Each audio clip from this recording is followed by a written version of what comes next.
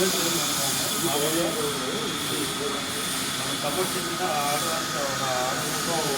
YSR Congress party అధికార ప్రతినిధిగా మొట్టమొదటి చెప్పేది, ఎలక్షన్ ముందు నేను ఏం చెప్పాను, ఎలక్షన్ తర్వాత నేను ఏం చేస్తున్నాను, దయచేసి ప్రధానం గ్రహించమని నేను చెప్తున్నాను. ఎలక్షన్ ముందు నేను ఏం చెప్పాను, ఎన్ని వాగ్దానాలు, ఎలక్షన్ తర్వాత నేను ఏం చేస్తున్నాను, ఎలా చేస్తున్నాను. చంద్రబాబు నాయుడు గారి నియోజకవర్గం కుప్పం. నిన్ననే నేను పేపర్లో చూశాను, ఒక స్త్రీని కరెంటు స్తంభానికి కట్టేసి ఒక నెల క్రితం కూడా ఒక సంఘటన జరిగిందండి ఆయన గారి నియోజకవర్గం. మరి ఆయన దృష్టికి రాలేదు, మరి ఆయన దృష్టికి వెళ్ళిందో లేదో నాకు తెలియదు. ఒక స్త్రీ యొక్క కన్నీటి పొట్టు రాలితే అలానాడు ఆ పురాణాల్లో చెప్పినట్టుగా గురువంశం నాశనం అయిపోయింది. ఇది బహిర్గతం, అందరికీ తెలిసింది. ఈ రోజున మా ప్రియ సహోదరి ఉమ్మడి కృష్ణా జిల్లాల ప్రథమ పౌరురాలు హారిక మేడం కన్నీటి పర్యంతమై దుఃఖిస్తూ ఉంటే ఆ గూండాలు, ఆ రౌడీలు రకరకాలుగా పైపెట్టారు. అంటే ఒక జిల్లా ప్రథమ పౌరురాలికే ఆ విధంగా జరిగితే, ఆ విధంగా ఉంటే ఇక సామాన్య మానవుల యొక్క పరిస్థితి ఏంటి? దయచేసి గ్రహించమని. ఏమాత్రమైన ఆ వాగ్దానాల బాపతగా అడుగుతూ ఉంటే వాళ్ళ నాలుక మడత పెట్టాలంటున్నారు గౌరవనీయులు ముఖ్యమంత్రి గారు. వారికి తెలుసు కదా, మేమేమన్నాం, మేమేం చేస్తున్నాం అనేది తెలుసు కదా. అది గ్రహించండి, అది గ్రహించమని చెబుతూ ఉన్నాం. అదొక్కటే కాదు, అసలు మానభంగం, స్త్రీలను మానభంగం చెయ్యని రోజు ఏదన్నా ఉందా?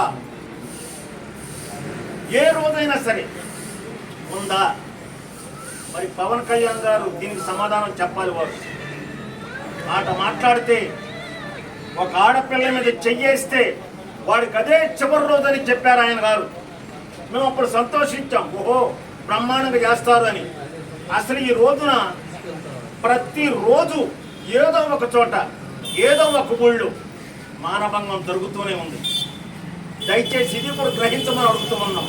అంతేకాదు, రైతులు, అదేవిధంగా విద్యార్థులు ఫీజు రియంబర్స్మెంట్, అదేవిధంగా నెలకు 1500 వేస్తానన్నారు ప్రతి ఆడపడుచుకి, ప్రతి ఆడబిడ్డకి. ఎక్కడ, ఎలా, ఎప్పుడు? తల్లికి వందనం అన్నారు, సంవత్సరం అయిపోయిన తర్వాత వదిలేవు.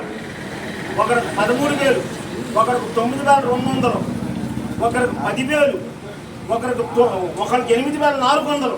ఇదంతా ఎక్కర్లేదండి. మా గ్రామమే, మా కృష్ణపేట మండలంలో సొంత గ్రామం పెట్టగూడెం గ్రామంలోనే ఒకరికి 9,600, ఒకరికి 8,300, ఒకరికి 13,000, ఒకరికి 10,000.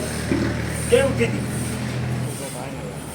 అది కూడా మీ దృష్టికి వచ్చే ఉండదు. ముందే చెప్పాం, ఒక ఆధార్ కార్డుతో 89 మంది పిల్లలకి ఒకే తల్లి, 68 మంది పిల్లలకి ఒకే తల్లి, ఒకే ఆధార్, 38 మంది పిల్లలకి ఒకే ఆధార్. ఏంటిది? అదృష్టవశాత్తు నిజమేంటంటే ఎడ్యుకేషన్ డిపార్ట్మెంట్ ఒప్పుకుంది, అయ్యా పొరపాటు జరిగింది, మేము దాన్ని సరిదిద్దుకుంటామని. దయచేసి గ్రహించమని, ఇలాంటివి జరగకుండా జాగ్రత్తలు తీసుకోమని. మీరు ఇచ్చిన వాగ్దానం మీరు అమరపరచండి. మేము అడిగేది అది, మేము కోరేది అది. దీన్ని తిరుగుబాటుగా భావించొద్దు. ప్రజాస్వామ్యంలో ప్రతి పౌరుడికి ఉండే హక్కు వాక్ స్వాతంత్రం. దీన్ని గ్రహిస్తారని, గ్రహించమని కోరుకుంటూ సెలవు తీసుకుంటూ ఉన్నాను.